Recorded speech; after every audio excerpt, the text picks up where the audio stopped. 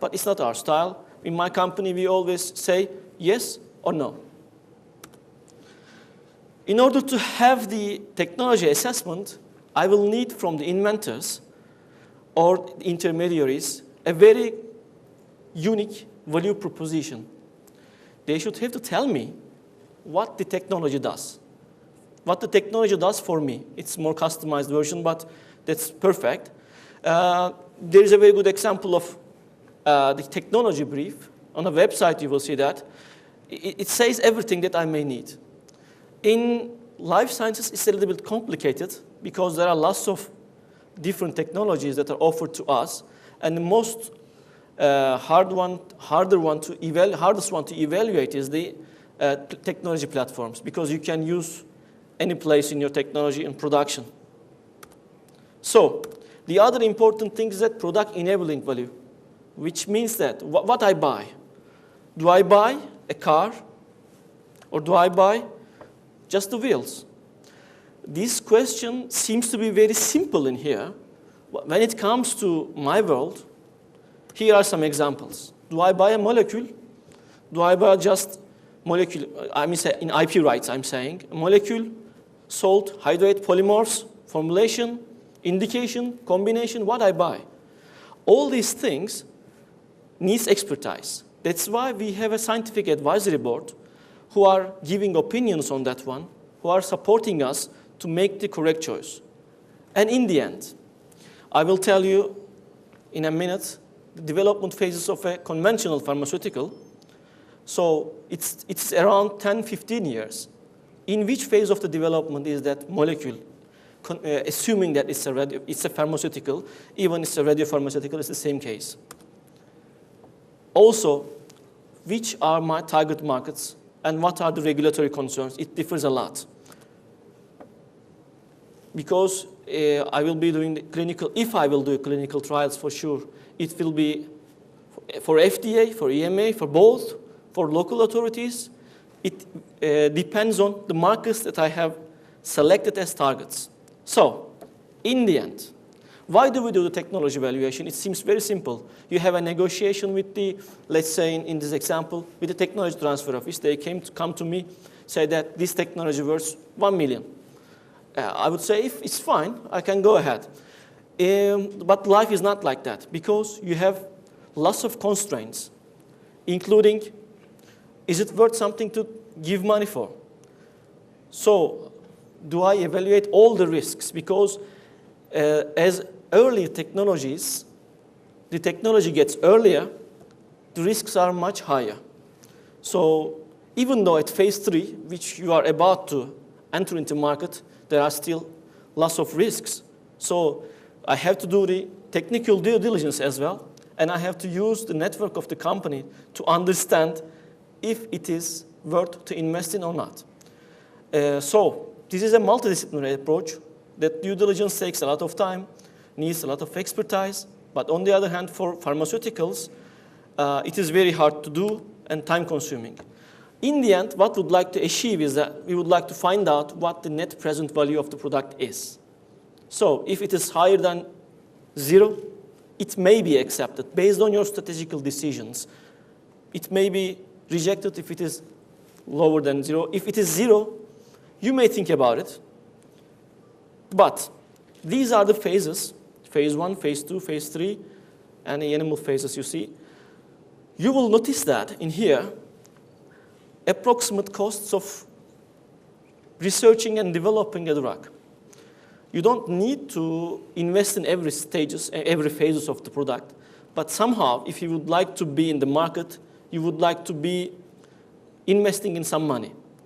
As you may see, when it comes to phase 3, the money you have to invest, or the money developers spend, is rising a lot, which is normal, because phase 3 clinical trials are conducted for thousands of patients wherever it's needed. It's too much cost for everyone.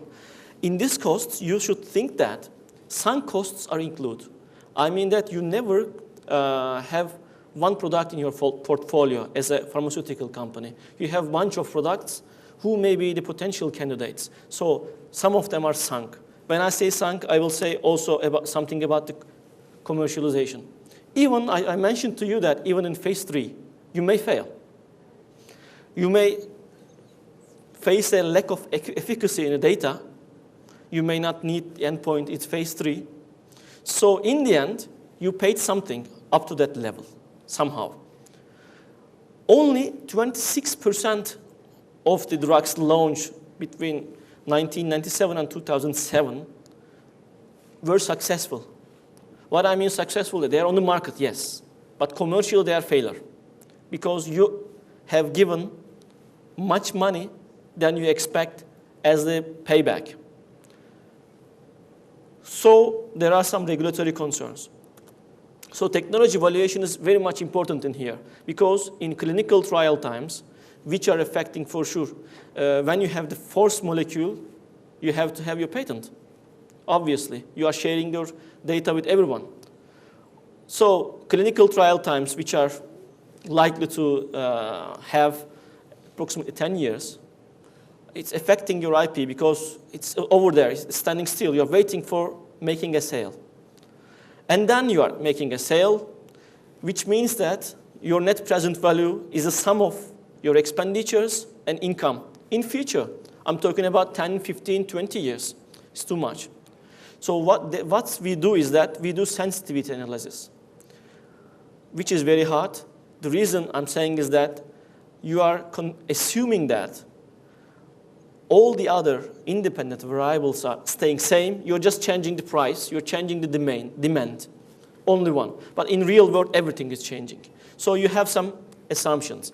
You are having some scenarios just like if you can have the option to out-license someone else in the future, or in-licensing of another product, who would be supporting this one.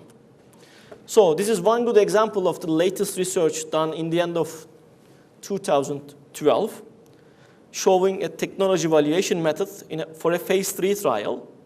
You will see different examples. I just put it for your examination later. So in the end, your aim is to negotiate. So you have a best alternative to negotiated agreement. You are going there to handshake. You are going there not to reject everything. So you should be having an alternative for the agreement. So what will be the payments then?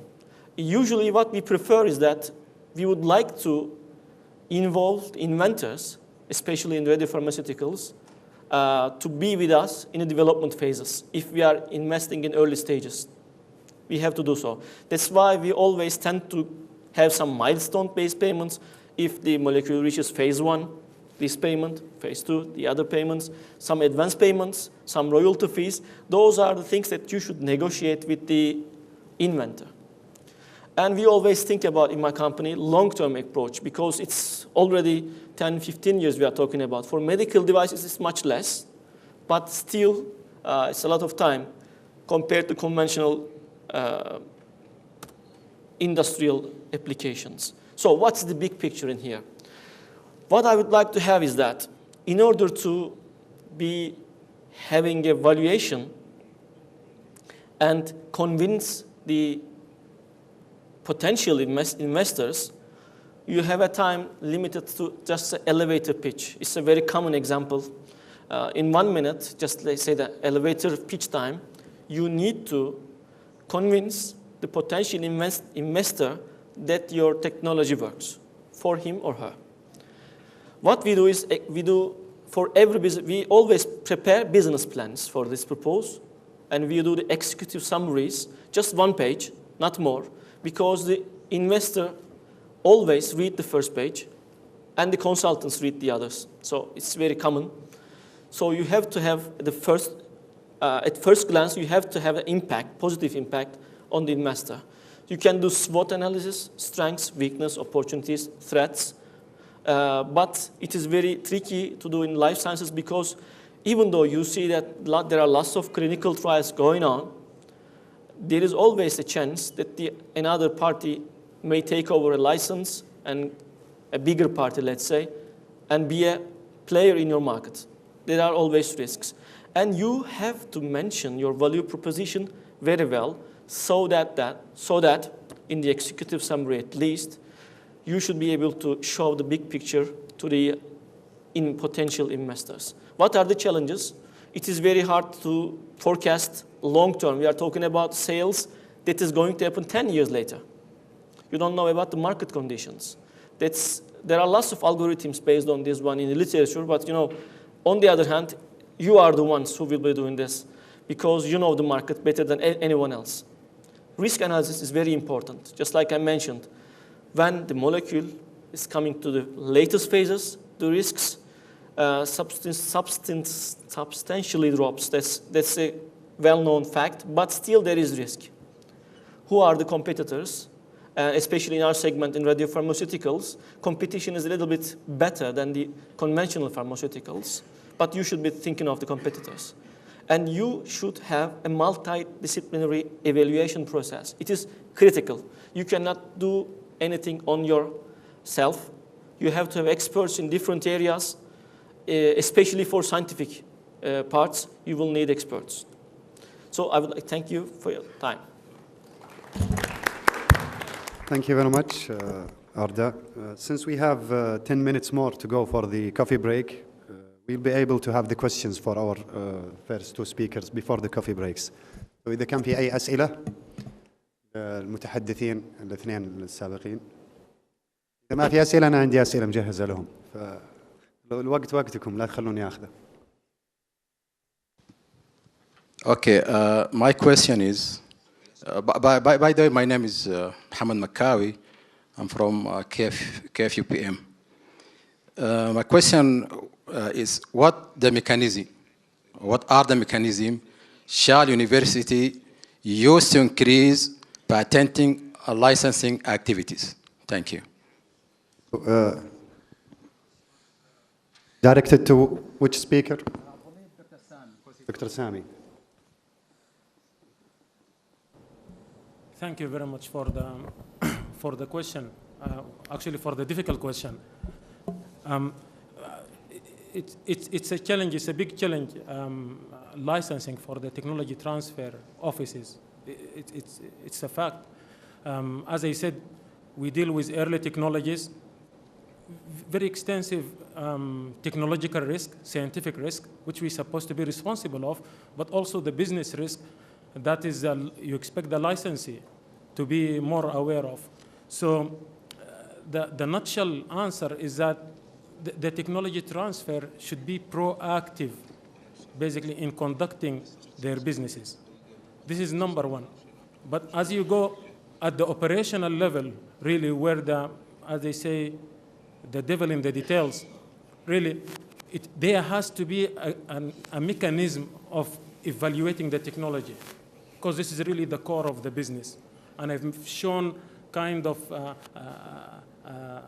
radar chart or a quadrant chart, whatever. So transfer this and spend on it as much as possible if you have budget to do so. Coupled with this is if you are convinced, I think the IP protection is really important. We've seen Paul yesterday mentioning that Lilly lost X amount of money, talking about millions of dollars, just by losing a single claim. And this is quite often the case that we bypass in tech transfer these issues. So first of all, the professors, in some occasions, or university researchers, they don't know the commercial value. It happens to us that someone comes with a new method of developing a compound and he thinks this is a good invention. But actually you find that the importance is not on the invention, but in the product or in application in a certain device, in a solar panel or whatever. So really get the IP protection in place. I think these are the two important, the technology and the IP, really. These are the main components. Once you get this right, I think after that it becomes just a matter of approaching the right industries, the right partners to move the technology further. So it's a more proactive approach. Thank you very much, Dr. Sami. Any other questions? أسئلة من الأخوات؟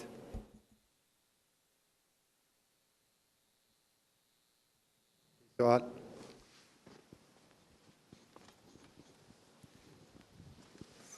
هشام الغنيم، شركة الكترونيات متقدمة. سؤال دكتور سامي، عفوا. اي نعم. هل ترى تأثير الدعم الحكومي للجامعات أنها ما حاولت تعتمد على نفسها في إيجاد الفندز الأبحاث، يعني تأثير كبير أن الدولة مثلا هي اللي تدعم الجامعات الموجودة هنا، فبالتالي هي ما هي حريصة أصلا أنها تبحث على الفندز ولا تسوق لأنفسها.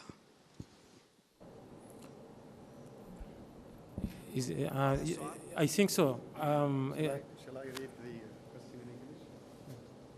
The question that it's related to the because the universities are enjoying very generous funding from the government. They are not so active in generating extra, sources for funding. So they want the opinion of Dr. Sami towards this. Yes, these are two parts actually. Having funds, and I really like to approach it this way. Having funds is very important. It's very important to conduct research. Now, as much as research we can conduct, as much as scientific work can be developed, this is something good, because we are gaining in this case. So we're gaining knowledge, we're gaining skilled manpower. All these intangibles are really important, okay? So this is good.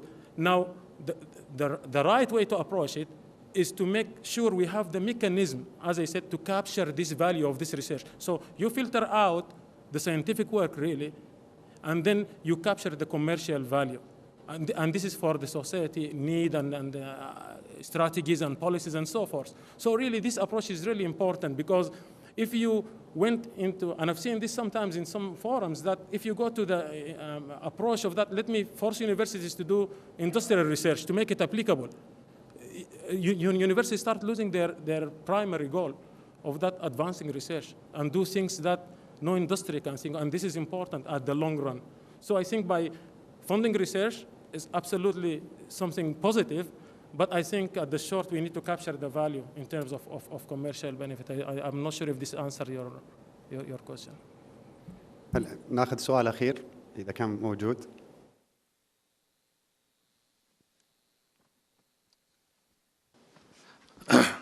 My name is Faisal Majid. I am from Ispimako, Davaiya. My question is, when we talk about the IP and protection of these innovations, two aspects come in. That is the technology, and one is the IPs itself. So what is the capacity building is required? What is the roadmap is needed to build the capacity to deal with the IP issues?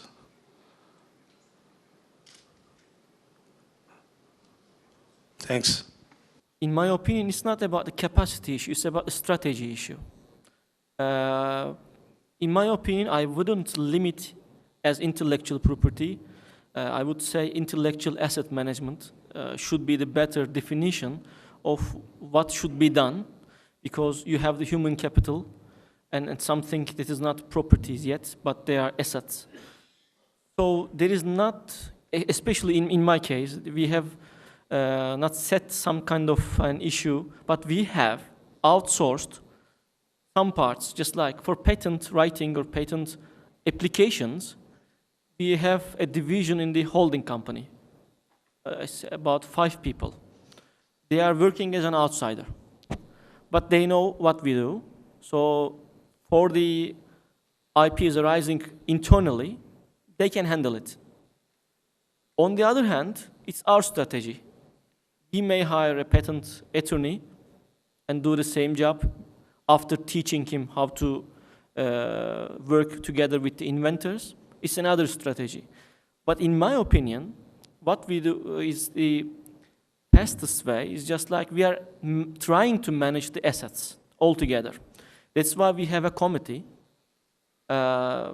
even for radiopharmaceuticals. I'm not talking about the pharmaceuticals we already have. So we are evaluating everything in one pot. What I mean is that we are evaluating all the proposals coming from inventors to collaborate, to sell something, it doesn't matter, to in-license for us, let's say, in one pot. There is no best answer to your question. It's all about the strategy. The reason that we are doing is that we would like to manage all aspects in one time. We don't want to waste time to just deal with the IP, just deal with the other things to evaluate. We would like to have a complete strategy to enter market let's say at least first, or if we cannot manage it, we should have to be the followers. So usually we don't select third products to be in the market. That's why we have to be very fast. That's why we evaluate with the scientific advisory board, technically. For IP issues, we have also consultants, but we have our own patent team who are doing the searches, especially for freedom to operate. We are having consultants, they are helping us, because we are not talking about Turkey only. We are operating in 25 countries. So if we will do something, it should be a joint effort. That's why we have chosen this strategy, but it may depend, in my opinion, based on your company's or based on institutions' strategy. There is no best answer, I can say. So just elaborate further a bit to what exactly Arda is mentioning. A couple of things, and I wanted to be more specific to the Saudi and the region here. I think one thing with pharmaceutical, because we are going through this process now, is the regulatory issues.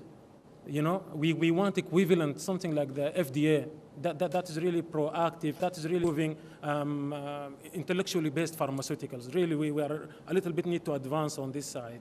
The second part, really, for companies like yourself and industries who are really starting now coming into the picture, in TRIPS regulation, there are aspects of compulsory licensing. I'm not sure this need to be used in generic medicine and so forth, but it can be a negotiating position as well of bringing existing technologies, approved technologies, pharmaceuticals in APIs and so forth into the country, and it gives us a strength in moving this further in this direction in a way.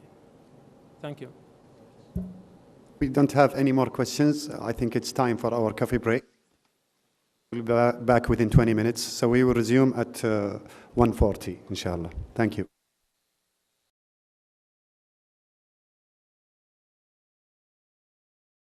بسم الله الرحمن الرحيم. نرحب بكم معنا مرة ثانية في الجلسة الثانية اليوم الثاني للمنتدى. المتحدث معنا الآن إن شاء الله باتريك أوريلي، محامي وشريك في مكتب محاماة في الولايات المتحدة الأمريكية، خبير في مجالات ترخيص التقنية، له نشاطات كبيرة في تعليم مبادئ نقل التقنية في كليات الحقوق في جامعة جورج واشنطن، جورج ميسون. المحاضرة الآن إن شاء الله ستتركز حول أنواع التراخيص. فليتفضل. Please go ahead, Pat. Thank you for inviting me to speak to you today. I'm here to, I'm speaking in English because I have no alternative. I did think that I knew some Arabic because when I was a child I was told I was using Arabic numerals, my numbers, until I noticed the license plates on the way to here this morning, and I'm not even using Arabic numbers. I'm here to speak in more detail. Up till now you've had a discussion of the high level, why do you have intellectual property assets, what do you do, what value are they for innovation and so forth. I'm here to talk about what you do with intellectual property assets, and particularly licensing intellectual property assets. First of all, it's a good idea to find out what we're talking about. What are intellectual property assets can be exploited? Patents, patent applications, trade secrets, and so forth. A patent, just to refresh everyone's recollection, a patent is a right created by statute. It gives the owner the right to exclude others from making, using, selling, offering for sale, or importing the invention. And just as a side note, those 5 rights, they exclude others from doing, making, using, it can be used in different combinations. So that one person could have the right to make and sell, and another one to make and use, and so forth. Patents limited to the country in which it is issued. Lasts for 20 years from filing. There are some constraints. Patent applications can also be licensed. A trade secret, also sometimes called know-how or proprietary information. This is really unpatented information that has value in business, is not generally known, and is subject to some reasonable efforts to keep it secret. Lots of different things can be proprietary information. Inventions before they're patented, technical specifications, customer lists, pricing information. The criteria is that someone would want to pay you for it. It's value in business, and it's relatively secret. It's hard to get a hold of. You have to create it yourself through experience, through development effort. The importance of proprietary information has no geographic limit.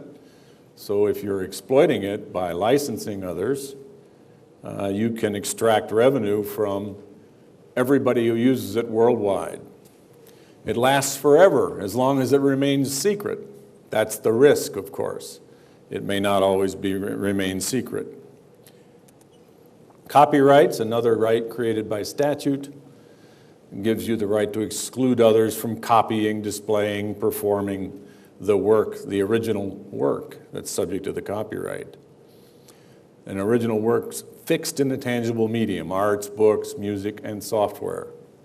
It's effective on creation, has a life of the author plus 70 years. Now, yesterday there was a discussion said life of the author plus 50 years.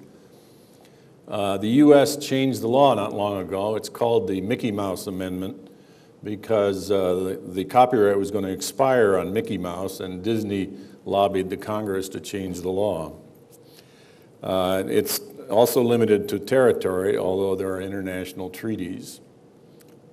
Oh, the important point here is it's limited to the expression, not the concept.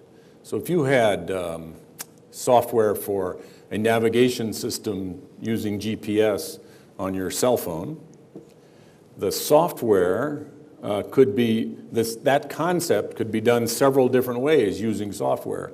Each one of those software programs would be subject to copyright. But the copyright doesn't protect the concept. Only a patent would cover the concept. And finally, trademarks. It's another right created by statute to prevent others from using a word or symbol in a confusing manner.